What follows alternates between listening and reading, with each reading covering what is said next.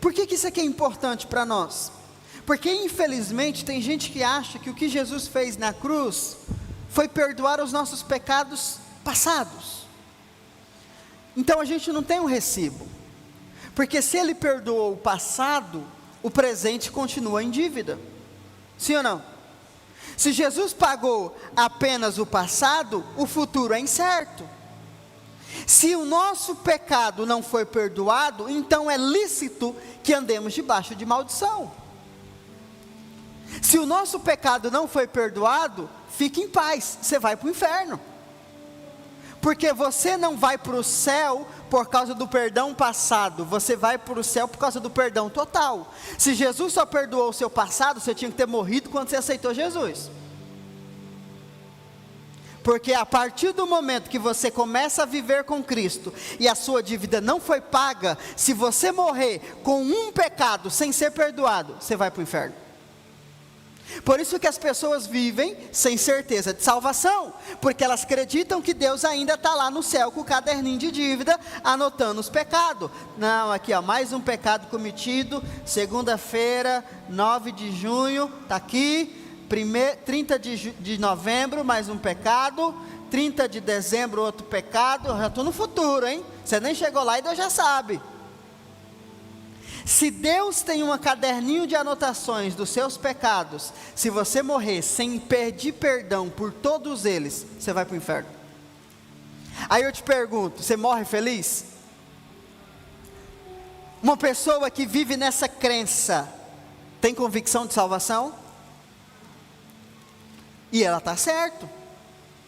Por isso que a pessoa, quando ela está morrendo, ela fala: ô Senhor, me perdoa de tudo, Pai. Ô Senhor, se eu fiz alguma coisa... Porque essa pessoa tem uma crença errada. Ela acredita que no céu tem uma cadernetinha dela lá com a lista e com os pecados dela. Diga comigo, a dívida foi completamente paga. O que a Bíblia diz? Hebreus 9, do 24 ao 26. Pois Cristo não adentrou a um santuário erguido por mãos humanas, uma simples ilustração do verdadeiro. Ele entrou nos céus, para agora se apresentar diante de Deus, em nosso benefício. Ele também não se ofereceu muitas vezes, como procede o sumo sacerdote, que entra no Santo dos Santos, de ano em ano, no Yom Kippur, portando sangue alheio.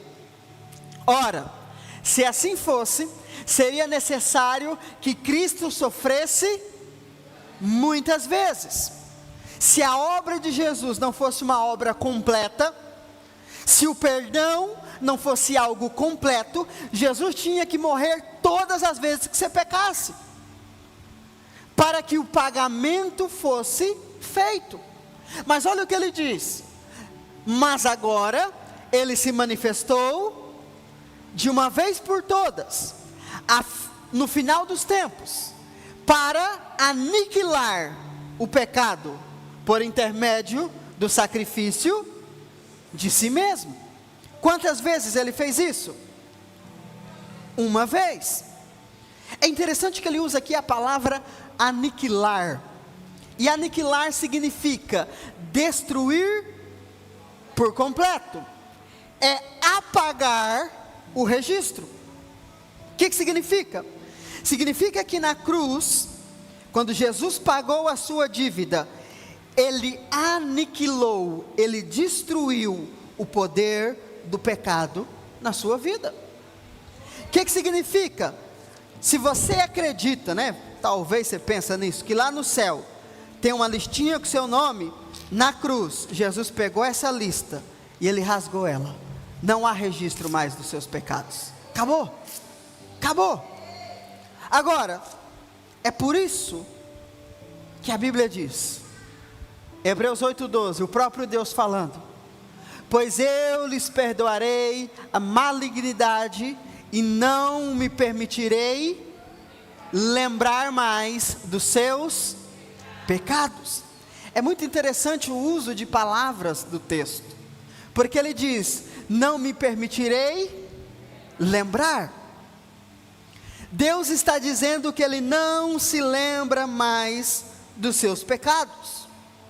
Agora, Deus não se lembra mais, não é porque Ele é bonzinho, ou porque Ele tem amnésia. Ele não se lembra mais dos nossos pecados, porque Ele é justo. Quando Jesus chega para Ele e diz: Pai, quanto é a dívida da humanidade? A dívida é tanto, está aqui o recibo, está pago, então não tem registro mais, acabou. Aí tem gente que pensa assim: não, Senhor, pelo amor de Deus, não, aqui, pega aqui, meu Pai. Oh, Jesus, para que você fez isso? Ai, como é que é mesmo? Oh, meu Pai, ajuda aqui, Senhor. Deus fala: eu não lembro, acabou. Não, Senhor, mas eu lembro, deixa eu te falar, ó, no dia 5 eu fiz isso. Aí Deus diz o seguinte, olha o que o texto diz: não me permitirei, quer dizer que você vai tentar. Você vai tentar chegar diante de Deus chorando: Pai, me perdoa. Deus vai falar: não vou te escutar. Saiba de uma coisa: todas as vezes que você chega diante de Deus chorando pelos seus pecados, Ele não está te ouvindo. Mas o diabo está. Por quê? Porque o diabo sabe que você é plenamente perdoado. Mas se você fica chorando, buscando perdão, sendo que você já recebeu, o diabo vai trazer acusação contra você. Sabe quando você peca, aí você sente aquele peso? Quem já passou por isso? Aí você fala: é o Espírito Santo, pastor. O Espírito Santo vem na hora assim, falou: você fez de novo. Não é o Espírito Santo, é o diabo. Porque se Deus está dizendo que Ele não se lembra mais, quem é o Espírito Santo para lembrar você do que Deus não se lembra? O Espírito Santo é Deus, não é? É ou não é? Deus trabalha contra Deus? Deus rasgou a sua dívida e o Espírito Santo está aqui? Não, Ele tem que lembrar que Ele é vagabundo. Aqui, ó, dá o durex aí, põe na cabeça desse cara aqui, ó. Você é pecador, aqui, ó. Deus esqueceu, não esqueci não. Não. Se Deus não se lembra, o peso que você sente não é o Espírito Santo, é a acusação do diabo. Você está entendendo ou não? Então lembra-se disso. Deus não é bonzinho. Ai, Deus me perdoa porque Deus é bom, né? Não, irmão. Deus te perdoa porque Ele é justo. E por que Ele é justo? Jesus pagou o preço. Se Deus cobrar de você o que Jesus já pagou, Deus é injusto. Você está entendendo ou não? Não se lembrar significa não registrar. Não há registro de nossos pecados diante de Deus, pois Jesus pagou o preço para que cada um deles fossem aniquilados para sempre. Essa palavra aniquilado é deixar de existir. Ou seja, você pode caçar na lixeira do Satanás, não existe. O problema é que ele vai tentar colocar o lixo na sua cabeça. Não permita. Dos seus pecados jamais me lembrarei. Irmão, se Deus se esqueceu, eu também não quero lembrar. Amém ou não? Amém? Você está entendendo o que eu estou falando? Vou contar uma história para você. É verídica. Pelo menos assim contaram, dizendo que era verdade.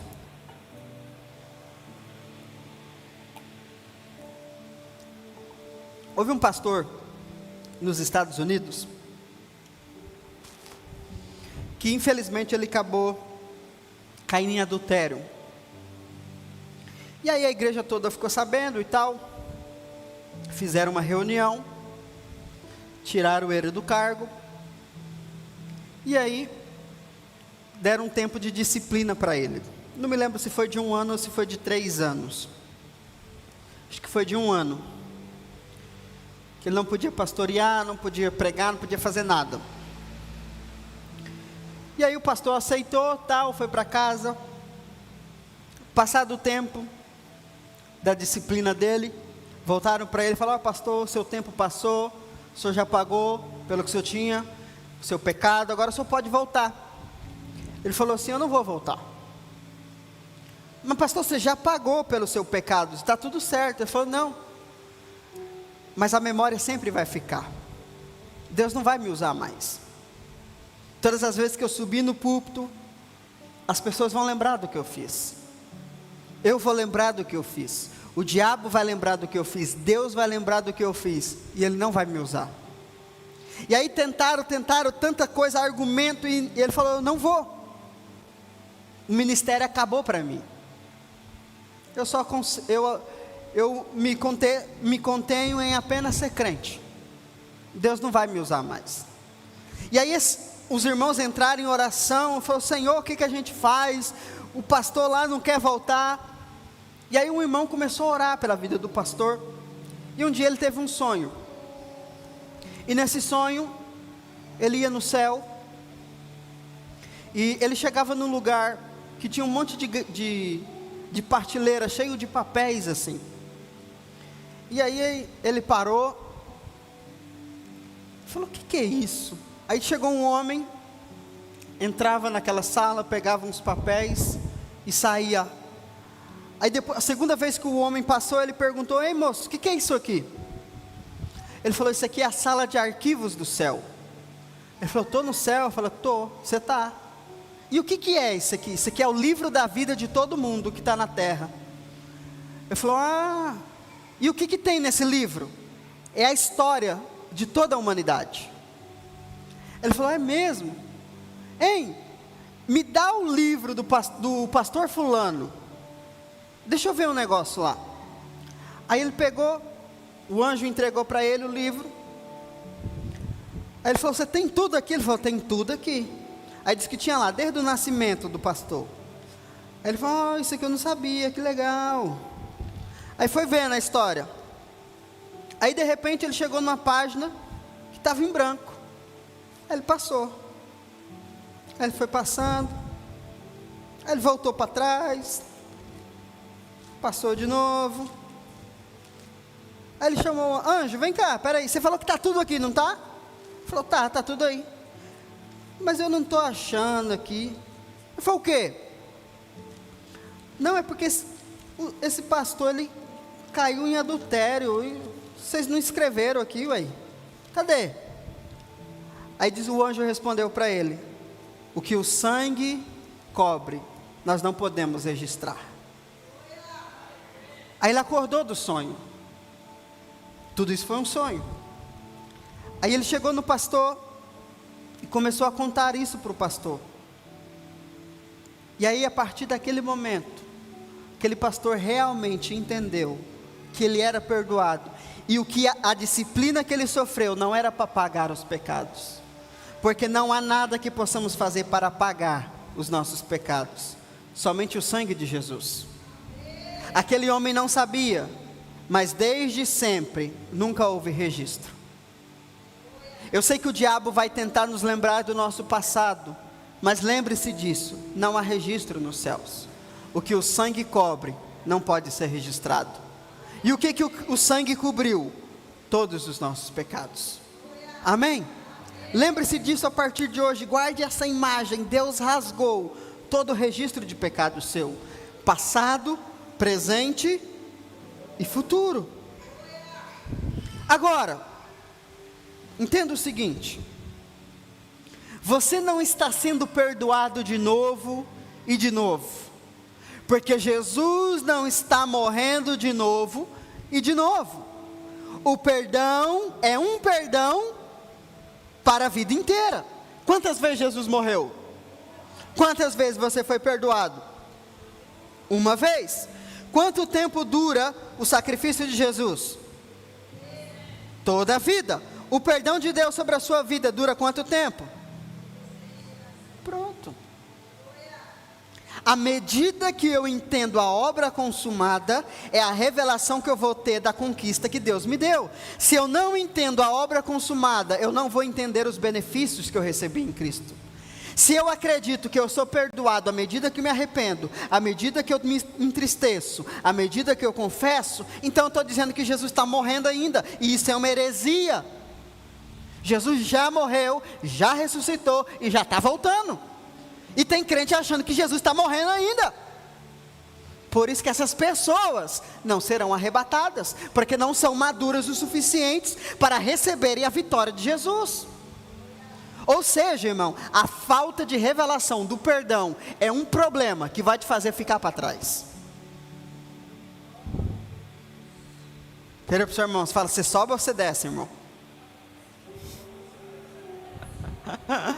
Ai meu Deus, no passado, Deus passava a dívida no cartão de crédito, cobrindo ela temporariamente. Lembra do que eu falei isso semana passada? Mas agora não existe mais dívida para nós. Jesus pagou por todos os nossos pecados. Amém? Efésios 1:7, Paulo fala sobre isso. Nele, em Jesus, temos a redenção, o perdão dos nossos pecados, pelo sangue, não pelo arrependimento, não pela confissão, não pela lembrança, mas pelo sangue, segundo as riquezas da sua graça. Não segundo a nossa memória, não segundo o nosso quebrantamento, mas segundo a graça de Deus. Deus é gracioso o suficiente para perdoar todos os nossos pecados em Cristo Jesus. Amém? Ô pastor, mas e agora? Nós vamos fazer o que então? Não vamos orar mais? Estou livre! Sou um pecador. Como é que fala? Esqueci o nome. Não precisamos orar mais? Claro que precisa. Só que você precisa entender, a questão não é orar ou deixar de orar, é como você ora. Porque se você ora do jeito errado, Deus não vai te ouvir. Se você ora chegando diante de Deus, apresentando para Ele o registro dos seus pecados, Ele não vai ouvir essa oração. Mas se você chega diante dele com um recibo, essa oração Ele vai escutar. Porque você está honrando Jesus. Amém? Não oramos para obter o perdão. Oramos a partir do perdão que já temos. Então o que eu faço? Pequei. Senhor, obrigado pelo perdão. Está pago aqui, está escrito, está pago. Obrigado. Obrigado porque eu sou sem vergonha, safado, cachorro, mas o Senhor pagou, e o Senhor vai transformar esse cachorro num ser humano digno de viver a herança. Eu não estou anulando o meu erro, mas também não estou valorizando o meu pecado, estou valorizando a obra de Jesus. Quando você chega diante de Deus, eu sou pobre, miserável, pecador mesmo, Pai, me perdoa pelo amor de Deus, tem misericórdia de mim. Você está xingando a Jesus. Crente que vive pedindo misericórdia é porque não entendeu que está debaixo da graça. Deus não tem que ter dó de você, porque misericórdia é dó. Deus tem que ter misericórdia do mundo. De você, Ele não tem misericórdia. Ele tem um recibo para te dar uma herança. Amém? Você não é coitadinho não, irmão. Sei que você pensa, mas você não é não. Jesus pagou a dívida por você. Amém? Então, ao invés de você chegar diante de Deus e pedir para Ele perdoar você, você chega diante de Deus agradecendo pelo perdão que você já recebeu. Amém? Deus não retém o perdão para te fazer comportar melhor. Deus não é seu pai. Se você se comportar, eu vou te dar uma bicicleta. Se quisesse dar, já tinha dado. Ele não quer te dar. Ele quer te fazer se comportar melhor. Se você, a Débora falando para o Natan, se você ficar quietinho, eu vou te dar um pirulito. Mentira. Se quisesse dar, já tinha dado. Ela está manipulando ele, para ele ter o comportamento que ela deseja. Tem gente que acha que Deus age do mesmo jeito. Como Deus não tem poder de te transformar, Ele quer te manipular. Vê como é sério a crença errada que você tem? Você coloca Deus numa posição muito estranha. Então, se Deus Ele só me dá o perdão à medida que eu me comporto bem, Deus é manipulador. Deus não é justo. Vê como é sério? Aí os crentes, hoje é domingo, dia dos crentes tudo para a igreja pedir perdão. Aí a gente fala, nossa, que culto gostoso, senti um alívio. Esse alívio seu é alma. porque Deus não te escutou. Esse alívio seu é desencargo de consciência. Você acha que porque você confessou seu pecado está pago. Não, teu pecado foi pago no dia que Jesus morreu naquela cruz por você. Amém?